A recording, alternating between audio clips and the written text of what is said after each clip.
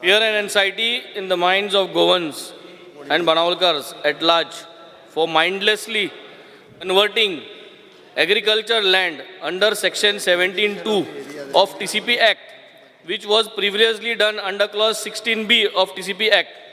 This has led to charming real estate developers from outside the state to buy and develop agricultural land and then converting the same to settlement under the pretext of correction. This will further lead to inviting more Varmas, Sharmas, Singhs and Reddys to convert the land under the pretext of correction/conversion, as what can be seen in the case of survey number 338/1 and 2 in Benaulim village, as well as more various golden villages of Goa like Asagaon, Morji, Moira, Sangolda and Sanjuzadi Areal, which will be led to the destruction of biodiversity in these villages. Because sir, हांव उलयतां हे pen जे पयलीं हाडलें हे कलराचें, आतां हे colour हे green येवपा जाय आतां सगळे agriculture lands speaker sir हे colour आहा ते हे कलर जाला स्पीकर सर.